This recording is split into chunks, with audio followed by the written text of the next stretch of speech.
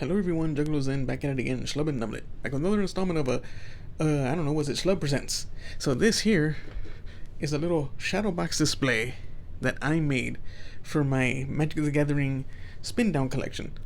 So, this is just, one of every particular Spindown I have from every set that I've been able to collect. Got some really old ones, like here's some, was it Mirrodin block? I'm missing one from the original Kamigawa block.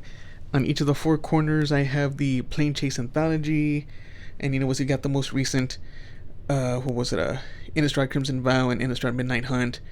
Got some special edition ones, like I have a couple of the Dragons of Tarkir from that 5 set.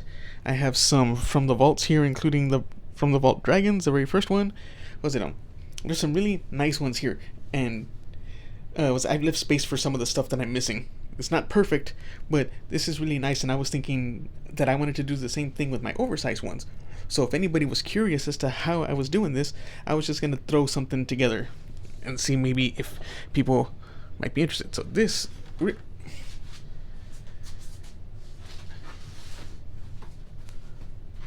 So of course, it started off with a little shadow box frame that I got here open up. The backing is set away, but I got this open. This shadow box frame? I got at Walmart, I think for maybe 16, 17 bucks. I forget exactly how much it was, but not very expensive. So I got that shadow box here, and then I went to a local game store. A Heroes Retreat Gaming Lounge at Wonderland of the Americas in San Antonio. If you're there, look them up. So I got this 1-inch puck, and I measured it and cut it. So this is what it looked like. This is basically what it looked like before I cut it. Then I cut off these pieces. So now I have this bit that can fit nice and clean into the shadow box. Whoa. Don't have a lot of room here. There you go. So that's before anything gets plucked out of here. Like I said, this was a 1-inch puck, so not very thick. This is the thinnest one that I found here, and you can take out these little bits. So from that first display, I have this little piece here that I was testing, or that I was using for tests. So here you could see I was using this to test the tolerance for the original Spindowns. So if I take a couple of Spindowns here, I can just shove them in, and then I see that with a spacing of 1, they fit pretty well together. So you can even get them a little bit. You could put them on whatever face you're looking at. I'm not even showing this on camera, right? But right. So you can shove them in and adjust them however you want. And one space seemed to be fine. So I was using this other pieces to see what I could do with the oversized. And what I was able to find was that if I pluck out 2 and then space 2, I think this is what works best. So if I was to shove that in about so, and then we take another, alright, shove it in about so. So now we got these 2 here. See, I'm experimenting with a different lighting because I didn't want to bother with the glare that I get from my ceiling fan lights. I don't know how much I'm digging this light. We'll see it when the video's complete. But right, so this is what I was considering. So at least 1 block away from the edge. No, 2 blocks away from the edge. And then 2 blocks in between each. So if I was wanting to start that, I would have to see if I can show this on camera. Right, so this is where you can find the plugs. So I want 2 2 pieces away from either side. So here is 2 pieces down, and then this is like half a piece. So hold on, because it's gonna depend on my cut too. Right, so here we got, that's where the edge is. Oh, the other thing you'll need is, let me see if I see it on my test piece. Right, so when you make the cut, it's only adhered on the edges of the hole. So when you make the cut, you're gonna end up with this gap. So I used a glue gun, hot glue gun, to get in there and seal it up so that this no longer has a gap. So if you look at the one that I cut, here's the edge that I cut, and that isn't separate because I glued it down. Same thing with my second cut, was so much better. Like, I think it's this edge. It would probably be this edge. Like, that came out much better. So let's see. Let's say we use my cut edge to be the bottom. And if we're looking here,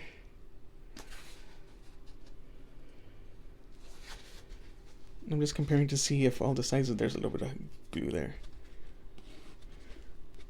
So actually this edge seems to be like the least. It's almost half of what that is. Right? See how thin that is and how thick that is. So let's say that this is the bottom. So that would be with the logo for whatever that is that I can't read it. So that would be the cut edge to the right, if we're facing it this way. Alright, so and if it's facing me, it's cut edge to the left. So again, we want 2 spaces and 2 spaces. So we should start here. Oh, you're not even seeing it. Okay, so 2 spaces. Okay, you know what? I'm changing my lighting situation. Hold on. All right. So we want 2 by 2. So there's your square of 4 that we want it away. So now it's going to start here. So I'm going to pluck. So I'm just going to go in here and just start separating at the sides, and then you can start digging in. I know I'm not showing it right. I know there are people that do this with pliers, but I found that I like doing it with my fingers. So there's one, and then I can go in, pull the sides to loosen it up, and then I can dig in with my fingers to get all the sides, and then pluck that. And then that's a nice clean side here. So then we want to go 2 more, get it in the frame, Juggalozen. Okay, so then we want to go 2 more. So 1, 2. So here's where I want. So I'm going to cut that.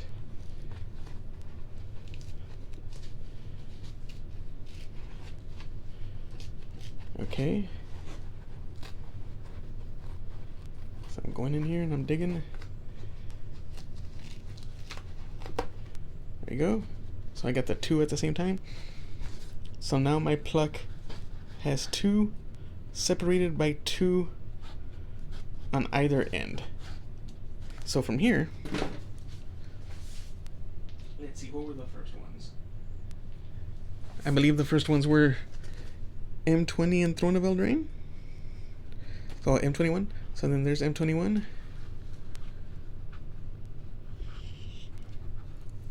In frame, Juggalozen. So there's M21. And then we will, let's say, Throne of Eldraine.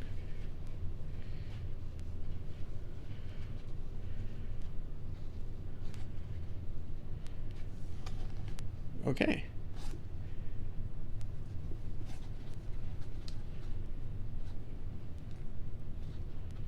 It's just me being the perfectionist. So just with this, if we were to put this in to the frame, oh, I already heard it make contact with the glass. That was one worry I had, but it is foam, so you can push it. So if we were to turn that around, and there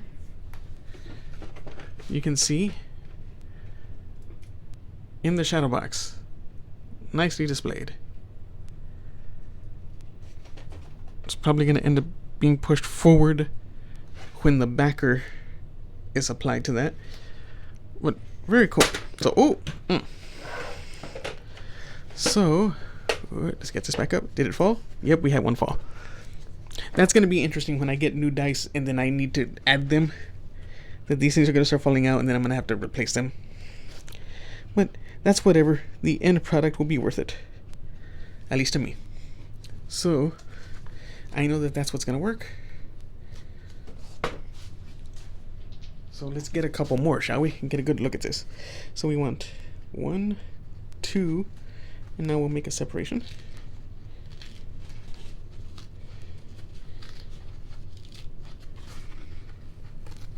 Okay, we can dig in there. There we go. Then 1, 2.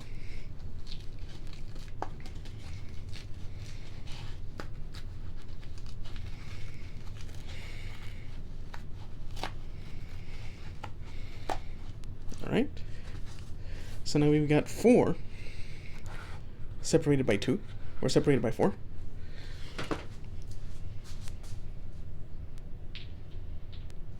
Let's get 4 different ones just to show some contrast.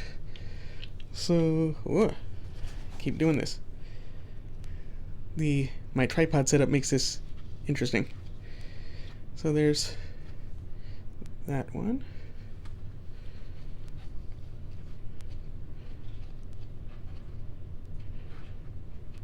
This one.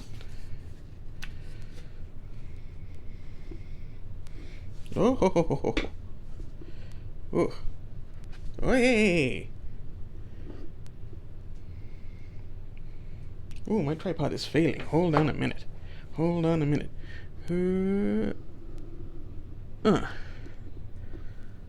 Okay. Where is the... Where are you? There you are.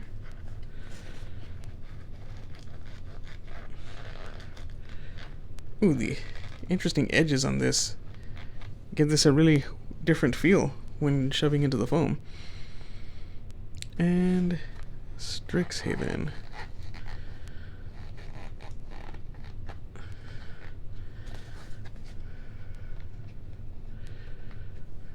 Okay, so we got the 4 oversized Spindowns side by side.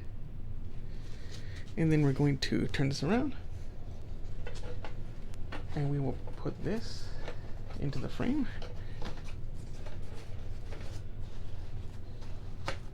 Down. And then turn it around. And there we go. How about that?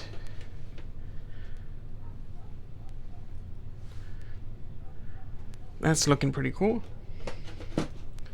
So, what was it? Like I said, this is something that I was doing that, you know, I just thought that this was actually something I wanted to do for a long time. I wanted to figure out a way to display the years and years of Spindowns that I had. You know, and then I finally, you know, discover a place that has this. I'd rather shop at a store than a then have to order online. I'm lazy and I enjoy convenience. But you know, so when I found this, I'm like, hey, with that kind of stuff, I can do this. So I finally, when I found this, I bought me a pluck, got me the shadow frame, and I got to work. And what I used to cut? I just a straight edge and a knife that my cousin gifted me for Christmas. It was a sharp knife. You got to make sure it's a sharp knife. But yeah. So this was what I came up with, and I'm eager to slowly but surely try to fill this in as I fill in for the sets to come. So if you enjoyed this or found this a little bit helpful, thank you for joining me on this one. Stay schlubby, my friends.